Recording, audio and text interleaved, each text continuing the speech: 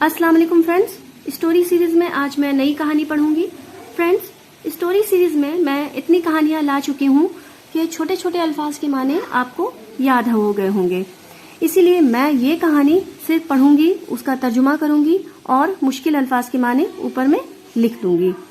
जो लोग मेरे चैनल पे नए हैं वो चैनल के प्लेलिस्ट में जाकर उन तमाम वीडियोस को देख सकते हैं और सीख सकते हैं। और प्लीज चैनल को सब्सक्राइब कर लें ताकि आइंदा भी आपको इसी तरह की वीडियोस मिलती रहे। फ्रेंड्स, ये कहानी मुकाबलतन लंबी है लेकिन आसान है। छोटे छोटे सेंटेंस यूज किए गए हैं जो आसानी से समझ में आने वाली है। आप सेंटेंस के स्ट्रक्चर पर गौर कीजिएगा, टेंस पे ध्यान दीजिएगा और जब मैं पढ़ूं तो मेरे साथ दोहराइएगा। तो चलिए कहानी पढ़ना शुरू करते हैं। कहानी का उन्वान है, the title of the story is the proud oak. Proud यानी मगरूर, ओक यानी बलूत का दरख्त। बलूत का दरख्त काफी मजबूत और तनावर दरख्त होता है। वंस अपॉन अ टाइम, एक दफा की बात है, there was a giant oak tree. एक मजबूत और बड़ा बलूत का दरख्त था।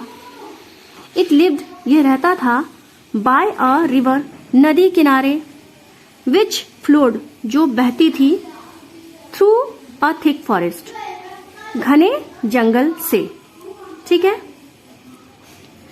There were lots of small trees, वहां काफी सारे छोटे पौधे थे, एंड ग्रास, और घास, ग्रोइंग अराउंड द ओक, बलूत के दरख्त के चारों तरफ उगे हुए। वहां पे काफी सारे दरख्त और छोटे छोटे पौधे उगे हुए थे बलूत के चारों तरफ। The oak tree was taller and stronger than all the other trees and plants. बलूत का दरख्त उन तमाम दरख्तों और पौधों से लंबा और मजबूत था।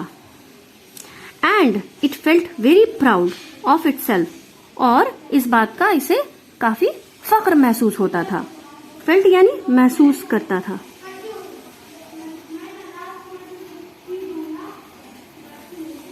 Proud यानी फख्र।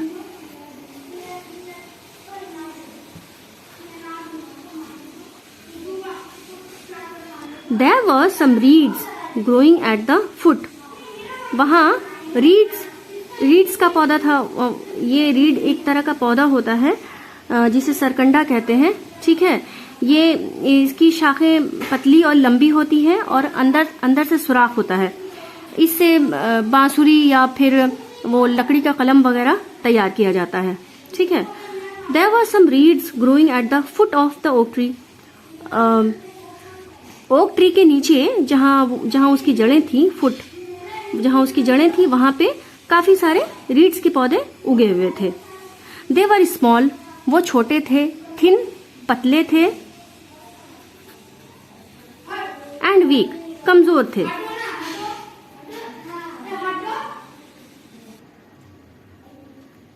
The oak would proudly tell them, बलूत का दरख्त उनसे काफी फख्र से कहता था। प्राउडली यानी फख्र से।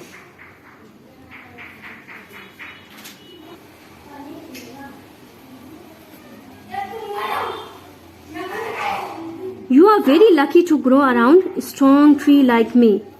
You are very lucky, lucky यानी खुशकिस्मत। To grow around a strong tree like me, तुम लोग बहुत खुशकिस्मत हो कि तुम्हारे चारों तरफ मेरे जैसा मुझ जैसा मजबूत और तनावर दरख्त उगा हुआ है। ग्रो यानी उगना या उगाना।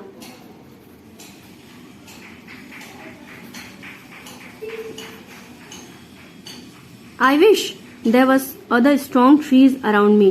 काश there were other strong trees around me, काश के कुछ मजबूत दरख्त होते मेरे चारों तरफ। Instead of small weak reeds like you, के बजाय तुम जैसे कमजोर और छोटे रीड्स के बजाय कुछ मजबूत दरख्त होते मेरे चारों तरफ उगे हुए, ऐसा उसने कहा। The reeds would feel very sad, reeds का पौधा बहुत उदास महसूस करता। They did not like the way the oak spoke to them, उन्हें अच्छा नहीं लगा कि बलूत के दरख्त ने उससे इस तरह से बात की। Every time the wind blow, every time जब भी हवा बहती, हवा चलती, विंड ब्लो यानी हवा चलती, द रीड्स वुड बेंड, और रीड्स का पौधा झुक जाता, बेंड यानी झुकना।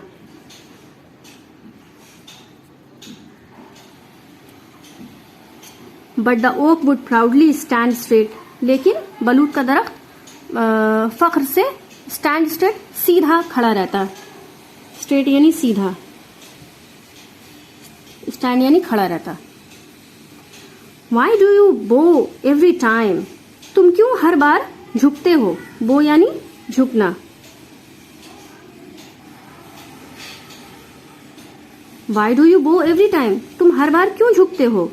द विंड ब्लोज, जब भी हवा चलती है, विंड ब्लोज यानी हवा चलती है, तुम जब भी हवा चलती है तुम क्यों झुकते हो? The proud oak asked the bending reeds, proud मगरूर बलूत के दरख्त ने झुके हुए रीड्स के पौधों से पूछा। वी आर वीक, हम कमजोर हैं, सेड द थिन रीड्स, पतले और कमजोर रीड्स ने कहा। वी हैव नो पावर, हमारे अंदर ताकत नहीं है, अगेंस्ट द विंड, कि हम विंड के खिलाफ खड़े रहें। ठीक है, अगेंस्ट यानी खिलाफ।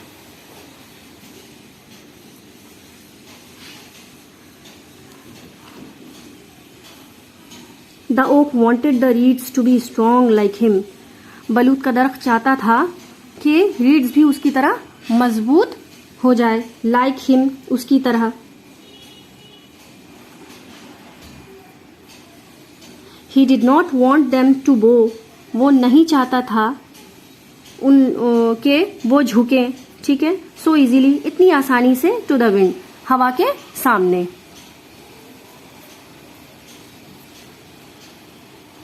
विंड यानी हवा। The proud oak growled in anger, growled यानी गरजना। The proud मगरूर बलूत का दरख्त गरजा, गुस्से से, गुर्राया गुस्से से। यू शुड स्टैंड स्ट्रेट, तुम्हें मजबूती से खड़े रहना चाहिए, लाइक मी, मेरी तरह। आई डू नॉट बेंड और बो बिफोर एनीवन, मैं कभी भी किसी के आगे नहीं झुकता। एनीवन किसी के आगे, कोई या किसी, अब बिफोर यानी आगे।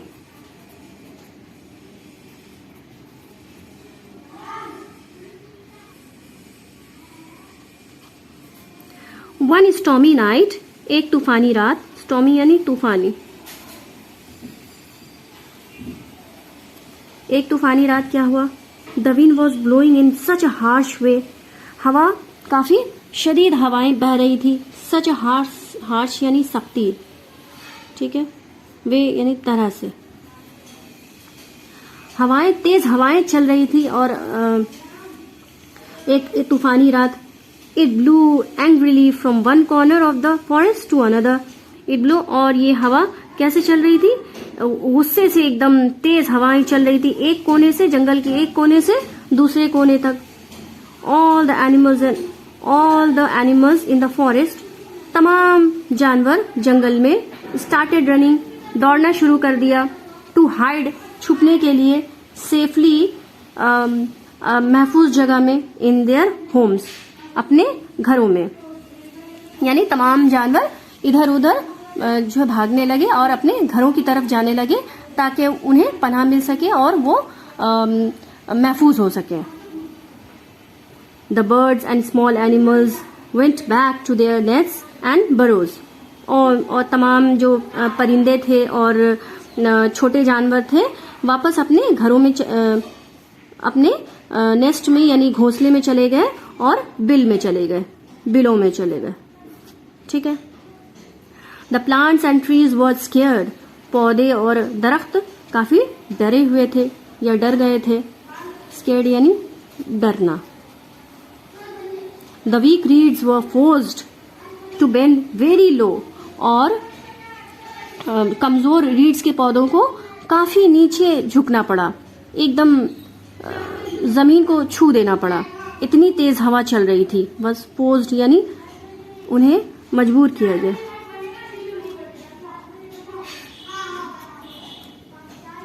फोर्स्ड यानी जबरदस्ती करना या मजबूर करना, ठीक है।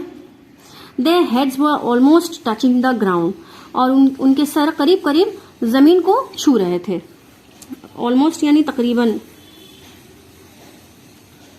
टच यानी छूना।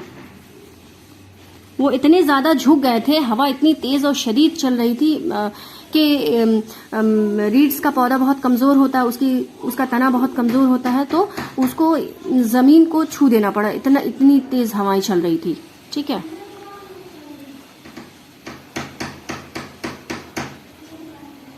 The proud oak still stood tall and straight, लेकिन बलूत का दरख्त अभी भी वो मजबूती से खड़ा रहा, सीधे खड़ा रहा।